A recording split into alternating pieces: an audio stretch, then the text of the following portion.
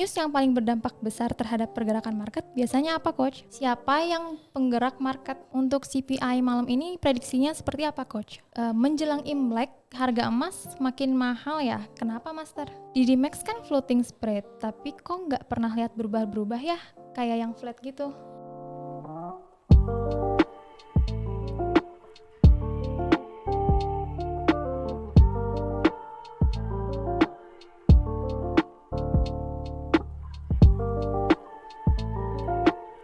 Halo Sobat Trader dimanapun kalian berada, kembali lagi di YouTube channel Didi Max Official di segmen Trader Bertanya, Mentor Menjawab. Kali ini kita masuk di episode 13, masih bersama saya Hilary Indrana sebagai host yang akan membacakan pertanyaan dari teman-teman yang udah masuk ke Instagram official kami di @didimaxofficial. Kali ini masih bersama salah satu mentor terbaik di DMAX, yaitu ada Coach Vincent. Halo Ya, Coach halo. Vincent. Gimana Coach Vincent kabarnya? Alhamdulillah baik. Baik, oke. Mungkin ada pembukaan dulu nih dari Coach Vincent tentang trading minggu ini atau gimana? Sebetulnya pertanyaan-pertanyaannya makin bagus ya. Sebetulnya dari awal, dari episode 1 dan nggak terasa sekarang udah episode 13 ini, pertanyaannya makin sini makin padat, dan tentunya juga yang tadinya malu-malu mungkinnya untuk main ke Cafe Trader di DMAX. Nah, berkat dari adanya Q&A ini banyak sekali. Antusiasnya makin banyak. Betul, antusiasnya makin banyak juga. Bahkan tadi dari saudara kita juga ya, dari ada yang baru bergabung member. Tadi saya lupa dari mana.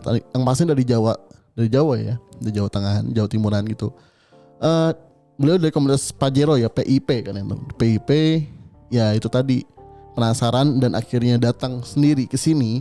Berangkat kemarin sore dan hari ini memutuskan untuk bergabung gitu. Padahal kesini tadi itu pengen itu tadi penasaran aja sama tempatnya tuh bener nggak sih ada gitu. Iya, jadi buat teman-teman nggak perlu malu-malu lagi untuk bertanya, apalagi datang ke kantornya, karena kantornya sendiri kami di pusat di Kota Bandung di Jalan Garuda nomor 88. Di sini juga kami memfasilitasi dengan Cafe Trader. Jadi buat para trader di luar sana bisa langsung ketemu sama mentornya, salah satu dari mentor yang ada di hari ini gitu. Oke, gimana kita Coach sudah siap untuk masuk ke pertanyaan pertama? Siap, boleh pilih aja. Pertanyaan pertama ada dari @daunis.fajr. News yang paling berdampak besar terhadap pergerakan market biasanya apa, Coach? News yang paling berdampak besar terhadap market itu adalah FOMC ya. Yang menurut saya pribadi FOMC itu di mana itu adalah berita suku bunga Amerika ya, yang merilis suku bunga Amerika. Ini tuh dampaknya hampir seluruh negara menunggu rilis ini. Karena bagaimanapun juga kalau misalkan rilis ini suku bunganya naik ya, Amerika menaikkan suku bunganya, itu pasti negara-negara lain itu tuh akan mengikuti Amerika gitu loh. Jadi news yang paling berdampak terhadap pergerakan market maupun negara lain adalah FOMC. Oke, jadi buat daunis.fajr, kalau misalnya mau bertanya lebih lanjut bisa langsung di DM ke Instagramnya official DidiMax ataupun ke Coach Vincent yang langsung boleh. Gitu. Oke, next question ini ada dari @bill.yaryanto. Siapa yang penggerak market? Penggerak market itu sebetulnya ya kita sendiri ya. Ada banyak sih. Yang pertama itu adalah intuisi pemerintahan ya, institusi pemerintahan. Terus udah gitu ada yang namanya bandar juga sama ya, atau big player ya, seperti ya bank-bank juga bisa termasuk ya. Bank-bank juga bisa termasuk terhadap bandar-bandar. Spekulan-spekulan bank juga bisa gitu. Dan yang terakhir adalah retail trader. Retail trader itu seperti apa ya? Ya seperti kita ini gitu, yang depositnya masih ke broker gitu ya, yang masih memerlukan leverage untuk tradingnya gitu loh. Jadi ada 3 ya, tadi tuh pemerintah, terus tuh bank, udah gitu spekulan, yang terakhir adalah kita retail trader, itu penggerak market. Oke. Untuk pertanyaan ketiga, ini ada dari Arden Fikri DMB. Untuk CPI malam ini prediksinya seperti apa, Coach? CPI malam ini pastinya akan melemah ya. Kalau saya lihat ada penurunannya. Kalau saya lihat ada penurunan untuk USD-nya. Cuman targetnya itu kan 6% untuk CPI sendiri itu ya. Jadi ini tuh bisa dikatakan melemah tapi positif terhadap USD gitu. Jadi hati-hati untuk CPI malam ini pastinya akan membuat market sedikit tidak beraturan. Itu pasti. Oke, semoga menjawab ya. Terus pertanyaan keempat ini ada dari @mutiagerli. Menjelang Imlek harga emas makin mahal ya. Kenapa, Master? Oke, menjelang Imlek harga emas makin mahal. Kenapa? Karena itu tadi ya, ketika demand lebih banyak dibandingkan penawaran ya, gitu. Harga akan naik dan saat ini adalah ketika menjelang Imlek, emas di seluruh dunia ini pada diborong sama China gitu loh. Jadi hampir semua emas di seluruh dunia ini China membeli banyaknya. Sebenarnya bukan negaranya, tapi ya itu tadi ya.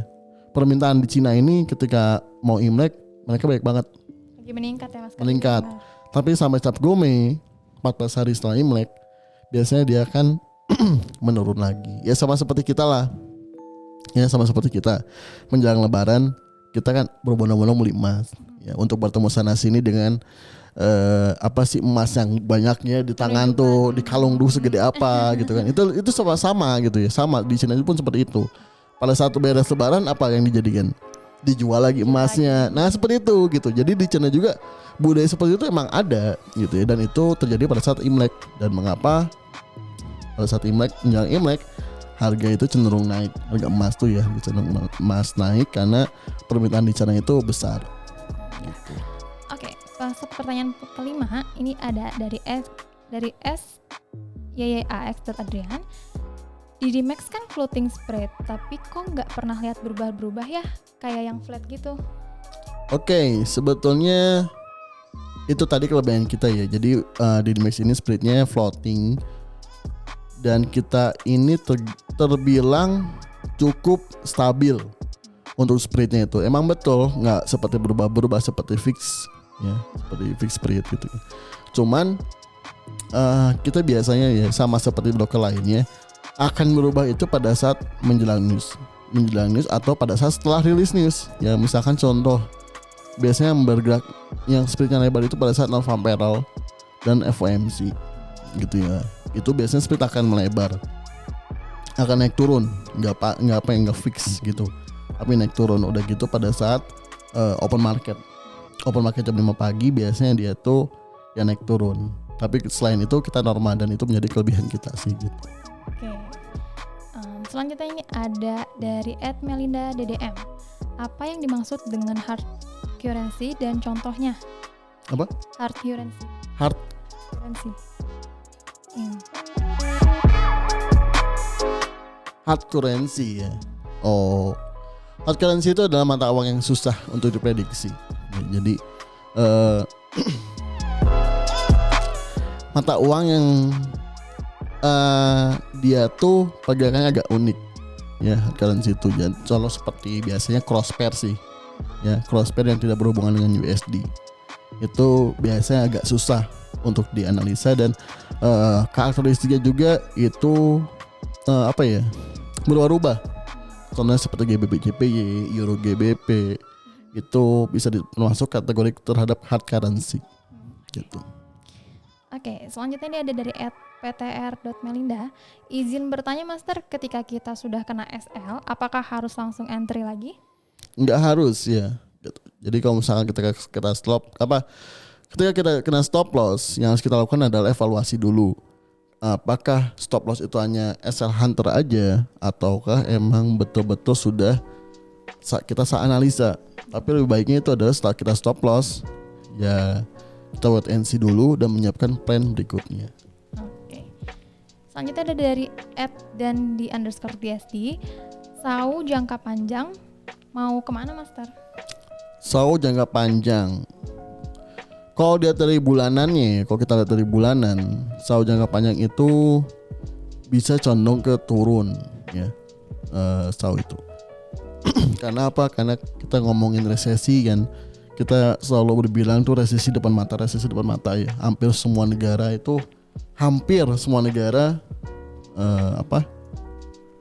akan terjadinya resesi gitu ya.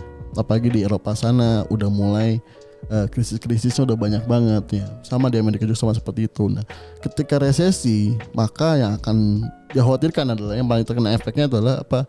Emas, lalu saham, udah gitu cryptocurrency. Gitu, orang banyak yang mengeluarkan asetnya. Karena kalau di luar negeri sana, kalau di Eropa sana, kripto itu udah termasuk menjadi aset mereka tuh. Gitu loh. Jadi pada saat resesi, maka banyak orang yang akan mencairkan asetnya gitu terhadap berbentuk uang. Uang apa yang paling mendapatkan efek positifnya dari USD, karena orang akan menjual emas dan ditukarkan dengan USD gitu. Oke. Selanjutnya ada dari isti.dmb. Master, gimana caranya ngatur money management yang baik bagi pemula? Cara mengatur money management yang baik adalah gunakanlah lot 1 banding 1000 gitu ya. Contohnya kayak gitu. Atau misalnya kayak gini, dari modal 100 juta. Ya 100 juta, ada modal 100 juta. Ibu bapak batasi resikonya satu entry itu satu signal ya, atau satu entry atau satu trading plan itu maksimal lossnya itu $100 gitu ya. Jadi ketika kita MC nih, bukan MC ya, ketika kita loss signal kita, analisa kita selama 100 kali berturut-turut baru habis uangnya. Tapi kan kalau misalkan kita memang pintar tradingnya, nggak mungkin namanya 100 kali signal atau 100 kali entry itu loss semua tuh nggak mungkin. Gitu. Jadi menurut saya itu adalah dari apa ya? Dari modal 100 juta atau berapapun itu, batasilah 1% dari resiko per tradingnya. Gitu. Itu udah bagus money manajemennya. Oke, semoga menjawab ya untuk isti.dmb. Selanjutnya ini ada yang nanya tentang kelas DEC. Master, gimana cara masuk kelas DEC? Cara masuk kelas DEC itu mudah ya, simpel banget. Hanya diperlukan adalah menyiapkan modal sebesar 100 juta ya. Nggak besar sih, itu ideal. $10.000 dan kita itu depo WD fixed rate. Jadi kalau misalkan saya belum berani trading, saya mau belajar dulu. Ya udah deposit dulu aja ya, deposit dulu aja. Kalau misalkan nih setelah saya belajar saya masih takut gitu ya. Saya masih takut untuk trading. Ya udah, mungkin Bapak Ibu nggak cocok di trading karena psikologinya belum siap. Saya mau WD dulu misalkan ya, WD dulu aja. Di WD dulu, dan WD juga nggak ada potongan margin dari depo WD-nya. Jadi aman gitu ya. Jadi cukup siapkan modal trading aja untuk belajar dan nggak ada biaya-biaya edukasi lainnya. Gitu. Sama niat ya Master ya? Iya, pastinya niat. Oke, selanjutnya ini dari @Kania Putri. Bagaimana cara membaca candlestick bagi pemula? Cara membaca candlestick bagi pemula adalah kita harus tahu dulu ya. Harus tahu dulu open close-nya tuh di mana posisinya. Kalau misalkan candle biris, maka open-nya di atas, close-nya di bawah. Kalau misalkan candle-nya bullish, maka open-nya itu di bawah, close-nya itu di atas. Nah, minimal kayak gitu dulu aja. Udah gitu barulah kita belajar ke step berikutnya. Ada yang namanya single candlestick, double candlestick, sama triple candlestick. Nah, itu udah termasuk ke formasi-formasi dan pattern-pattern. Nah, kalau misalkan 3 ini udah masuk, udah dipelajarin dan udah paham, biasanya akan lebih mudah untuk ke step berikutnya. Selanjutnya ini masih ada soal tentang trader pemula. Master, basic ilmu apa yang harus dipahami oleh trader pemula? Yang pastinya adalah support resisten dulu ya. Support resisten. Tahu high, tahu tertingginya dan terendahnya. Udah gitu tahu baca candlesticknya. Udah gitu tahu harga jenuhnya. Ya. Itu aja dulu ya, support resisten, candlestick, dan kejenuhan harga. Oke, ini untuk pertanyaan terakhir karena udah cukup banyak ya yang kita jawab, yang Master jawab. Terakhir ini ada cara recover yang baik seperti apa saat habis loss besar? Langsung trading atau stop dulu? Bagusnya adalah stop dulu. Ya, stop dulu. Ya, stop dulu lah, terus lihat dulu market 1 bulan. Ya. Kalau yang saya lakukan itu ketika saya habis loss besar, saya itu lihat market 1 bulan. Udah gitu, kenapa saya harus lihat 1 bulan? Karena biasanya tuh disitulah fase-fase market akan melanjutkan atau kebalikannya, atau menjadi pembalikan gitu ya. Nah, ketika udah 1 bulan kita pantau, ya tetap dipantau 1 bulan tuh. Udah gitu apa? Udah gitu kita bikin plan berikutnya, gitu loh. Kenapa kita bisa loss sebelumnya? Ya, jadi contohnya misalkan kita sell nih ya, kita sell, atau harga naik kan, terus kita cut loss besar, $5.000. Nah, kita tuh harus tahu sel tadi di bawah itu, ya, sel tadi di bawah dan bisa naik ke atas, itu tuh masih bisa dikejar nggak? Ya. Kalau masih bisa dikejar ya udah kita bisa sel lebih atasnya lagi. Jadi setelah nunggu 1 bulan, udah gitu apa? Kalau misalkan kita yakin masih turun, ya udah sel di atasnya lagi dengan targetnya itu adalah target yang di bawahnya, sel harga semulanya, gitu loh. Jadi biarkan contoh di sini ya. Ini sel nih di harga 1.000. Ya. Kita ke atas di 1.500. Nah dari 1.500 biarin dulu sebulan. Ya, biarin dulu sebulan, udah gitu biasa harga bakal sideways. Ketika ada rally gitu ya, ketika ada rally biasa harga akan sideways selama 1 bulan. Atau bisa kita tunggu sampai ke resisten berikutnya. Di harga 2.000. Nah di 2.000 baru kita masuk lagi nih.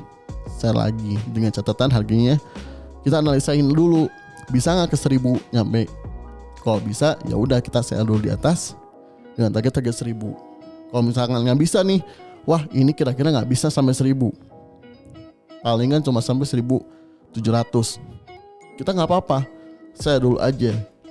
Tapi udah gitu apa, lotnya didoublein gitu. Jadi ditutup kan 0,2 yang tadinya 0,1 ya, 0,1 ke 500 kan rugi $5. Terus kita di 2.000 sell nih dengan target 1.700 kan, dengan 0,2 itu ada selisih 300, 0,2 kan 300 berarti kan $16. Nah kita dapat untung 100 gitu. Iya. Jadi yang terpenting sih jangan sampai MC aja ya. Kalau loss besar yang tadi kan ternyata loss ya. Kalau loss berarti kan masih ada modal tersisa kan. Nah, kalau MC berarti kita udah bingung. Dia apalagi pakai uang yang mana gitu loh. Biasanya bakal lebih stres kalau MC besar tuh dibandingkan dengan loss besar.